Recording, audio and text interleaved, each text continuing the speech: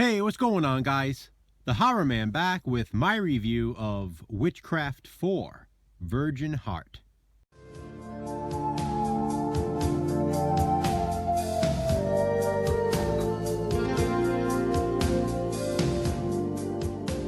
As I continue my journey through the Witchcraft franchise, I've arrived at Witchcraft 4, Virgin Heart. Charles Solomon Jr. reprises his role as Will Spanner once again in Witchcraft 4, which was released in 1992. And although it was released only a year after Witchcraft 3, we learn through Will's narration that 3 years have passed since the previous film's events. In that film, Will worked as a defense attorney.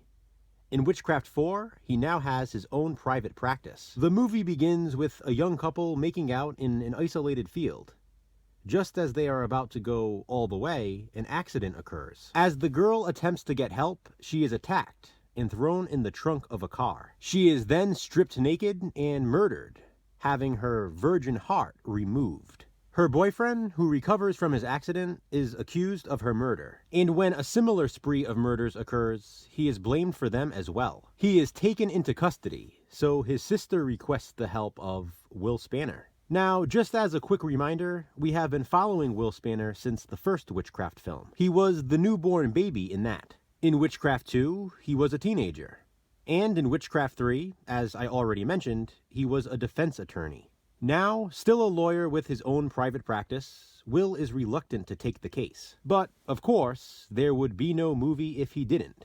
And so, he begins his own investigation, starting at the scene of the crime. It is there where he finds a matchbook, which leads him to a woman named Belladonna, played by Julie Strain in one of her earliest roles. Rest in peace to her, by the way. She passed away earlier this month. Belladonna is a stripper at a club called Coven, and she's a singer at another club. Her manager is a shady, violent, abusive guy, and he happens to have a very dark secret. It would seem that performers like Belladonna are achieving success because someone sold his soul to the devil. And to appease the dark forces, sacrifices are offered.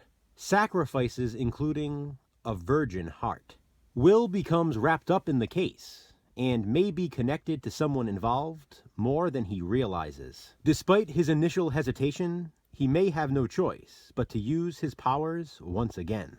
Witchcraft 4 Virgin Heart takes on a different tone than the previous entries in the series. It sort of plays out like a neo-noir film, especially with the narration by Will. This is not necessarily a bad thing, it's just different. There is also quite a bit more nudity in the sequel, mostly from Julie Strain, and this is definitely not a bad thing. Charles Solomon Jr. is once again effective as Will Spanner, but I'm sorry to say, he exits the franchise after this film. That role is taken over by multiple actors throughout the rest of the franchise. I'll definitely miss what he brought to the character. A downside to Witchcraft 4 is some audio issues. It seems they didn't balance the sound right. The dialogue is very, very low in some scenes, almost inaudible. From what I've read, it's not any particular release of the film, it's just how the movie was made. I've also read that many people consider this to be the best, or at least one of the best, in the series. Others disagree, claiming this is one of the worst. Where do I rank Witchcraft 4? Well, you'll have to wait until my ranking video to find out. I'm a quarter of the way through this journey. 4 films down, 12 to go. I have to say again, I am having a blast watching these, and I'm already looking forward to the next one. Stay tuned for my review of Witchcraft 5, Dance with the Devil, coming soon. Until then, what do you think of Witchcraft 4, Virgin Heart? Comment below and let me know. Thanks for watching, guys. Be kind, subscribe.